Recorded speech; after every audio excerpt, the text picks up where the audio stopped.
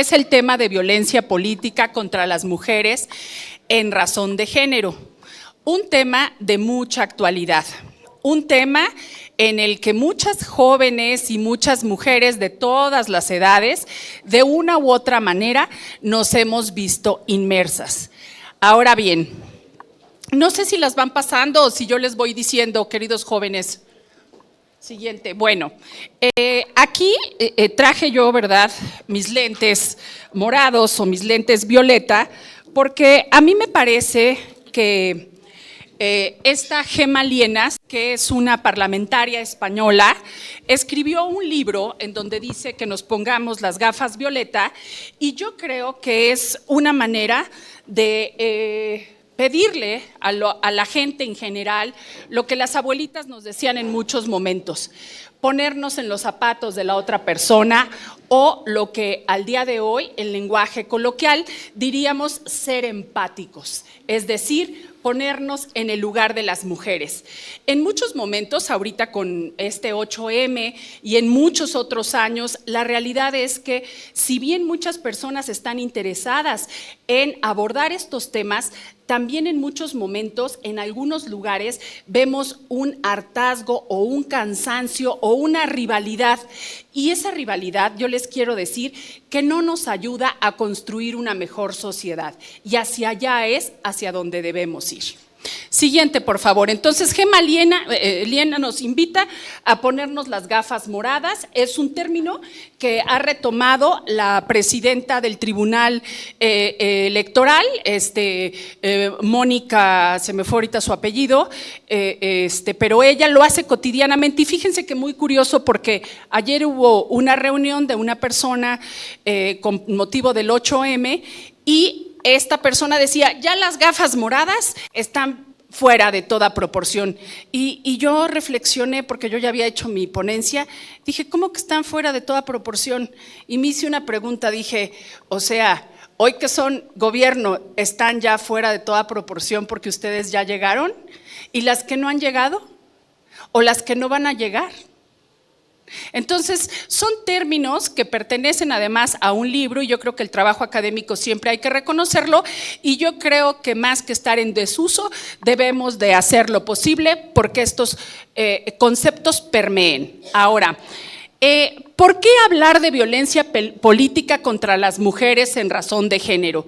Yo les quiero decir que cuando nos metemos a estos temas, nos damos cuenta de que en México empezamos al revés.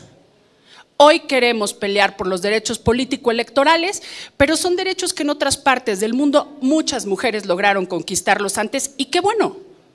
Al final del día, qué bueno, porque lo que queremos nosotras es romper una serie de estereotipos que no, como decían muchas de las exponentes hace un ratito, no queremos pelear con los hombres. No queremos rivalizar con los hombres, queremos tener un espacio donde vivamos con dignidad y veamos realizados todos nuestros derechos a tiempo. Porque les voy a decir algo, que al paso de los años uno en un momento dice, sí, ya llegué, pero siempre me queda el rezago de haber llegado tarde, y eso duele. Entonces, bueno, ¿por qué hablar de violencia política? Pues en primer lugar porque se tiene derecho. En segundo lugar, porque se tienen que conocer estos temas. En tercer lugar, porque atiende a necesidades humanas. No son caprichos los de las mujeres y las niñas, son necesidades humanas, y creo que con eso digo todo. Desde otro punto, porque las mujeres necesitan seguir con sus caminos y sus vidas, porque se tiene la capacidad para elegir. Y de esa capacidad para elegir hablamos muy poco. Porque se necesita, además, saber el cómo. Ahorita nuestras jóvenes no andan por aquí, algunas sí, pero muchas dicen, ok, sí, háblame de derechos, sí, háblame de llegar, pero dime cómo. Porque si no te van a decir cómo, pues es como, bueno, pues vete, pero no te doy con qué, no, te digo cómo y te doy con qué. También porque hacen falta en la sociedad, y algo muy importante, yo puse ahí dos imágenes de puentes, Porque hay algo muy importante, las mujeres hemos ocupado los espacios privados, pero mucho ojo, no debemos abandonarlos. ¿Qué hay que construir? Hay que construir puentes.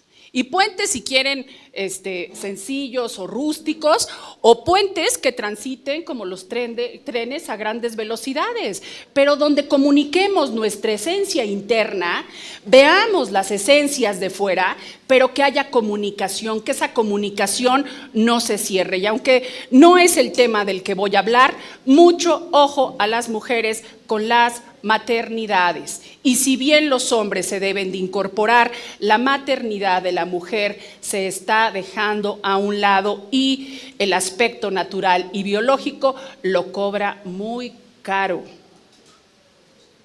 Muy caro lo cobra. Entonces, sí se puede hacer todo, pero no todo al mismo tiempo. Al menos esa es mi experiencia. Siguiente, por favor. Hay antecedentes en la violencia política contra las mujeres en razón de género y son muy interesantes. Tenemos aquí la imagen de Juana Quispe. Juana Quispe en Bolivia fue una mujer que intentaba ocupar un cargo público, una concejala se llama en Bolivia. Y esta mujer, después de haber pasado todo lo que ustedes gusten y se imaginen, finalmente cuando ocupa el cargo la matan, pero la matan con gran saña y su cuerpo lo exponen públicamente y lo exponen de manera muy violenta. A raíz de la muerte de Juana Quispe se hace toda una revolución, pero les voy a ir diciendo lo interesante. Estamos hablando del año 2012. Juana Quispe y la ley contra el acoso y la violencia va a ser uno de los antecedentes hoy reconocidos a nivel internacional, pero es uno de los primeros antecedentes que va a haber en la violencia política contra las mujeres en razón de género. Y les quiero decir que yo me metí a ese tema porque a la hora que nos hablan de violencia política contra las mujeres en razón de género, nos la vienen a platicar, pero nos la vienen a platicar cuando va a haber elecciones. Nos la vienen a platicar antes de que vayan a cerrarse los periodos, según la ley electoral, en donde se puedan hacer modificaciones en los parlamentos, o sea, Cámara de Senadores, de Diputados o en los congresos locales, y después se olvida.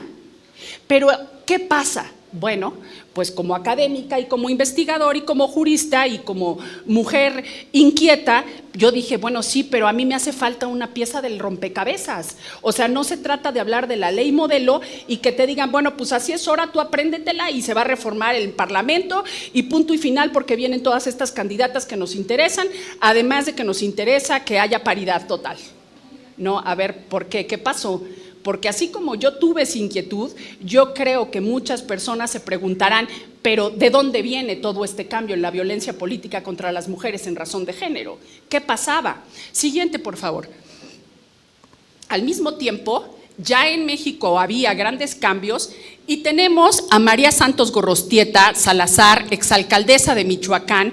Para el año del 2012, ella logró un puesto muy importante como alcaldesa y finalmente también la matan. Y la matan de una manera espantosa porque habían atentado contra ella y además de haber atentado contra ella, posteriormente vuelven a intentar el atentado, pero entonces sí la matan. Siguiente, por favor. Esto es para el 2012. Para el 2013 tenemos a Irene Romero, ex regidora del Edomex. A ella van a también a matarla, pero la van a matar posterior a haber acabado su encomienda. De la misma manera, la van a matar públicamente y además de matarla públicamente, exponen su cuerpo con gran saña. Siguiente, por favor. En todos esos años, vamos a ver que después, para el 2016, Jo Cox, una parlamentaria inglesa, vuelve a pasar lo mismo. Esta es una mujer que venía luchando por los derechos laborales en Inglaterra. Logra llegar al Parlamento y una vez que logra llegar al Parlamento, hacen hasta lo imposible, la matan y de la misma manera la exponen.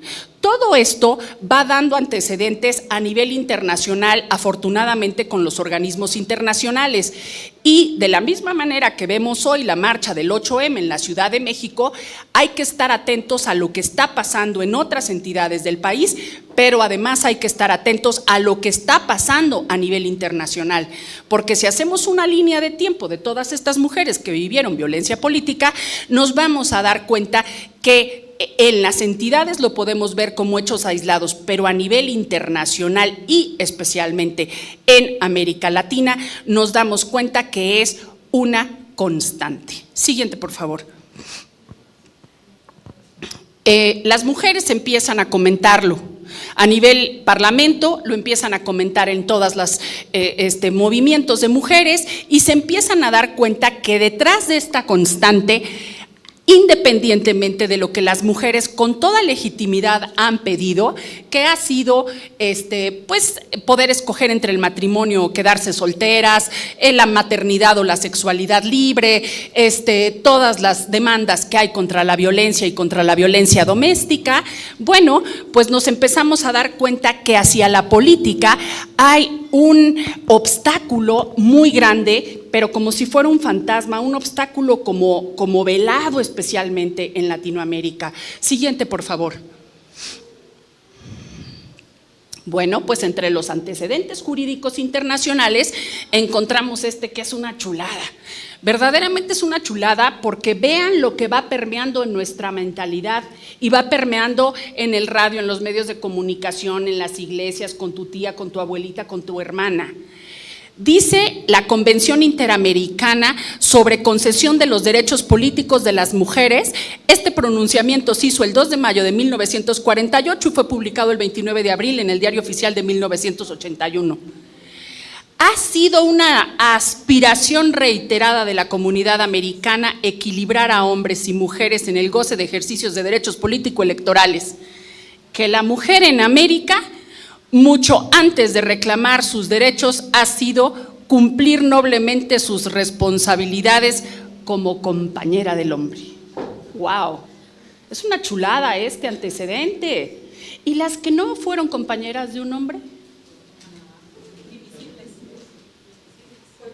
Digo, las que querían ser compañeras de un hombre, muy bien, y muy bien si ellas así lo dispusieron. Pero ¿y todas las que hoy por hoy no les interesó nunca en su vida? Digo, durante muchos años oímos hablar de las tías solteronas, ¿no? La tía quedada. ¿Por qué quedada? O sea, no se le pegó la gana casarse. No todo el mundo está hecho para el matrimonio. Y con la maternidad tenemos el mismo. Quien quiera ser mamá, que sea mamá.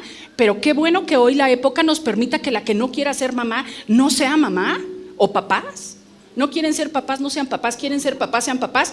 Pero por favor, no estén tirando a los niños a la basura, porque no les hablan de métodos preservativos.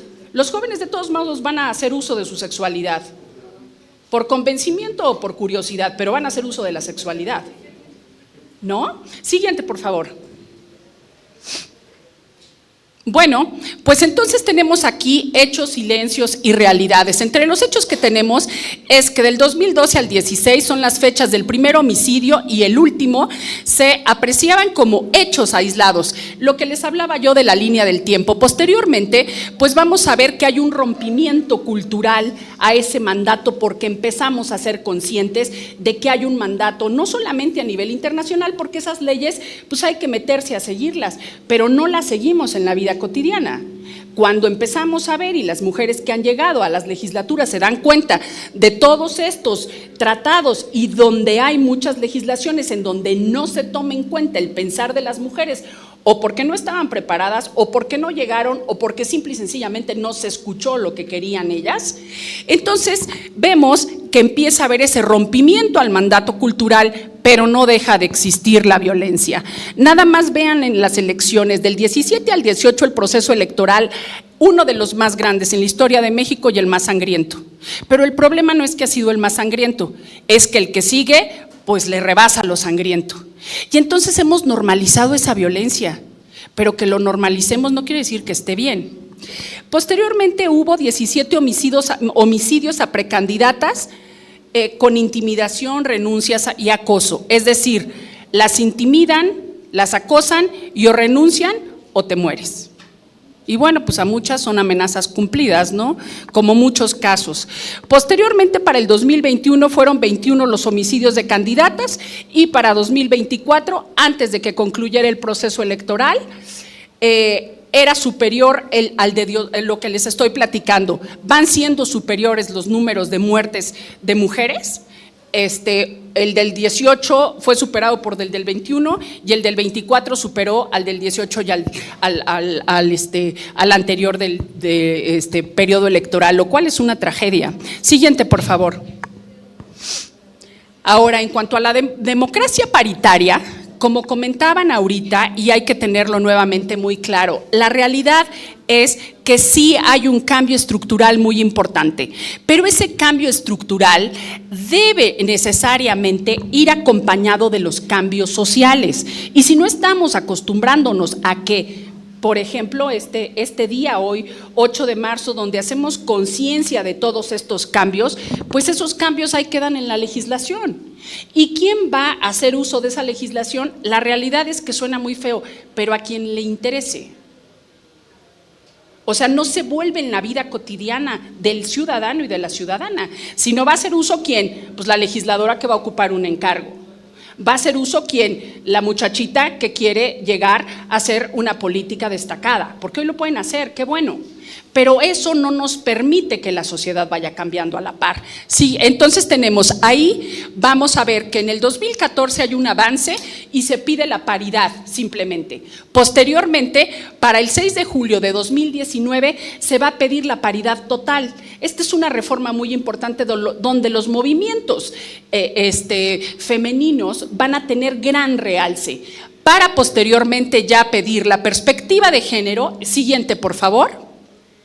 En la perspectiva de género hay algo muy importante que yo les quiero comentar. Cuando se habla de juzgar con perspectiva de género, hay un protocolo de la Suprema Corte de Justicia muy importante que toda abogada y todo abogado postulante debe de conocer y el cual en sus escritos de demanda o en las visitas a los juzgados o cuando esté defendiendo a una mujer hay que pedir que se juzgue con perspectiva de género, al igual que se juzgue con perspectiva de infancia en el caso de que haya niñas y adolescentes. Ojo, pero no es porque nuestros juzgadores sean muy eruditos, es porque esos protocolos están dando cumplimiento a la sentencia de la Corte Interamericana en Derechos Humanos en los casos de Digna Ochoa y en otros. Es decir, la Corte Interamericana se da cuenta que México no tiene protocolos, entonces los tiene que cumplir, aunque hoy en día nos digan que hay que juzgar con perspectiva de género, pero sería muy distinto si nos dijeran en los medios de comunicación y en todas partes, hay que juzgar con perspectiva de género porque nuestro México no merece que lo vuelva a castigar la Corte Interamericana de Derechos Humanos con sentencias tan sumamente vergonzosas de lo que vive día a día nuestra sociedad. Siguiente, por favor. No, la anterior, perdón. Aquí, entonces, tenemos un paso importantísimo. Finalmente vemos nacer el 3 de abril del 2020 la reforma de violencia política contra las mujeres en razón de género, y esta reforma, ahora sí, ya siguiente, va a tocar, es una reforma de amplio espectro y es una reforma muy importante porque va a tocar 8 legislaciones. Ahora, a mí en realidad estudiar esto, que bueno, yo traigo aquí y la cargo para todos lados, aunque pues no está fresca, pero quise enseñarles mi tesis profesional de maestría, que fue en Derecho Parlamentario, como ya lo dijo Fabiola, en el Estado de México, pero la hice en este tema no porque yo tuviera un problema en ese momento, sino porque me pareció un arquetipo jurídico fascinante. La verdad es que cuando uno se mete a ver todo lo que fueron haciendo las mujeres para lograr esta reforma, es increíble. Y es increíble porque una vez que entraron desde el 2012 las mujeres a la Cámara, tanto de senadores como de diputados, y se fue pidiendo la paridad, entonces las mujeres empiezan a dar cuenta que pueden, que saben y que pueden lograr un arquetipo jurídico de esta naturaleza. Y la realidad es que a mí me pareció algo increíble, porque no fue la reforma en donde nada más se reformara la Ley General de Acceso a las Mujeres de una vida libre de violencia, sino se cuidó todo el marco jurídico, y eso es algo increíble, porque entonces lo que hicieron fue cerrar los caminos para que no salgan con que pues no es violencia, aguántate tantito, total, nada más fue una cachetadita, ¿no? No, o sea, perdón. Porque además aquí hay que ver la violencia simbólica. Qué bárbaro, qué bien trabajo yo cuando estoy en equipo de puros hombres. Ay, perdón, no había visto a las dos señoritas. Esa es violencia simbólica. ¿Qué quiere decir el presidente municipal que llega diciendo eso? Que no quiere ver mujeres.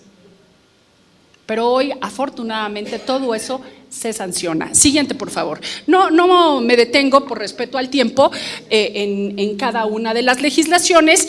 En la legislación de violencia, en la Ley General de las Mujeres a una vida libre de violencia, vamos a ver que está todo lo que abarca, ¿no? O sea, trataron de hacer un concepto sumamente abierto para que abarcara las acciones, las omisiones, pero además de abarcar las acciones y las omisiones, también se reconociera la diferencia sexogenérica.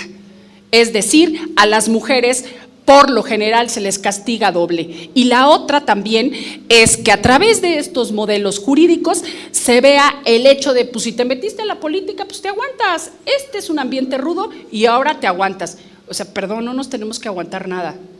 Porque yo no he visto que lo cotidiano, los diputados y los senadores, digo, en esta legislatura poco nos falta, pero en lo general no es un espacio donde los mexicanos vayamos a permitir por mucho tiempo que la gente llegue en estados de franca vulgaridad, ¿no? ¿Por qué? Porque es un lugar donde nos representan a todos nosotros y son espacios donde la gente se debe de conducir con todo respeto y con toda dignidad. Porque de no hacerlo así nos están faltando al respeto, hayamos o no hayamos votado por esas personas. Son nuestras instituciones que nos han costado mucho trabajo, mucho esfuerzo y nos han costado también mucha sangre, hay que decirlo así. Siguiente, por favor. Vamos a ver que dentro del concepto de violencia política contra las mujeres en razón de género también se va a ver la física, la psicológica, la sexual, y hay una en la que me detengo ahorita que va a ser la económica. Y la económica es muy importante porque en los partidos políticos están acostumbrados a que, bueno, ok, perfecto, ya llegaste, tú estás en una parte perdedora, entonces pues realmente tú no necesitas recursos. ¿Y el transporte quién lo va a pagar? Y aquí les platico rápidamente una anécdota. Yo fui aspirante a una candidatura y también es uno de los temas que me llamó mucho la atención. Yo dije, hombre, pues si yo llegué con toda nobleza y con toda buena voluntad, y cuando de repente, entre que si me escogían o no me escogían, yo era una ingenua aspirante a una candidatura local y me mandan decir que con cuánto iba a cooperar mi esposo para mi campaña. Y me lo mandan decir con mi hermano. Y yo me volteé y le dije, ¿perdón? Le dije, pero qué falta de conciencia y qué falta de honorabilidad. Si ese dinero lo deben de poner los partidos políticos, yo no lo voy a poner. Ni tampoco mi esposo, ni tampoco tú. Me dice, pues hermanita. Le dije, pues está bien. Obviamente no quedé. Está por demás decirles que, pues bueno, gracias por participar. Siguiente, por favor. Y bueno, vemos aquí que los medios de comunicación restringen mucho también hablar. Siguiente, nos vamos más rápido para lograr acabar. Tenemos el gran logro, y el gran logro de que haya llegado una presidenta por primera vez es precisamente a todas estructuras. Siguiente, por favor. Pero hoy por hoy no sabemos quién está gobernando y eso es una falta de respeto a toda la ciudadanía. Porque por momentos, no sé si les pase a ustedes, pero oímos el radio y decimos, bueno, pero pues, o sea, ¿quién manda en el país? Y eso es violencia política, en razón de género, porque al final del día, la señora, nos guste o no nos guste, hayamos votado o no hayamos votado por ella, ella es la presidenta de México. Siguiente, por favor. Y bueno, pues, vemos todos los logros que ha generado. La siguiente, por favor. para estudiar la violencia política en razón de género, es muy importante que se acuda a todos los organismos y a todos los sistemas interamericanos. Y posteriormente de ahí bajar al americano y de ahí concretarnos a México. Siguiente, por favor. Entre mis conclusiones, pues bueno, es importante que sepan que hay un camino abierto para las jóvenes, pero también que quienes ocupen estos cargos, la estructura para denunciar está. Y quienes son abogadas y abogados y desde este Centro Universitario de Estudios Jurídicos, sepan ustedes que hacen falta abogadas y abogados preparados en esos lugares. Siguiente, por favor. Siguiente. Ya me fui muy rápido. Lo ideal sería que esta reforma no fuera nada más en la ley, sino que esta reforma se hubiera hecho desde un punto constitucional. Pero bueno, esa es una aspiración muy legítima y ojalá ya algún día se vea. Siguiente, por favor. Está ahí la ley 3 de 3 contra la violencia, donde no debe de llegar a ocupar un cargo de elección popular ninguna persona que haya abusado sexualmente, que sea violentador en su casa o que no dé pensión alimenticia. Siguiente. Está el servicio de la Defensoría Pública, porque pues las mujeres para defenderse no tienen dinero y bueno, pues los abogados cobramos. Al final del día, pues qué bueno que se haya hecho este organismo. Siguiente. Están todos los certificados que tienen que presentar para ser candidatos. Siguiente. Y bueno, pues al final del día llego a esta charla y yo pienso que si hay mujeres y niñas rotas, no hay avance, no hay justicia y sin mujeres y niñas no habrá paz en ningún rincón de la tierra. Así que bueno, mi propuesta y mi invitación es que vayamos por ellas. Yo agradezco infinitamente al Centro Universitario de Estudios Jurídicos y especialmente a Fabiola que me hayan invitado, porque al final del día, haya o no llegado tarde, aquí estoy, soy profesionista, ejerzo mi profesión, soy académica y les agradezco mucho su atención.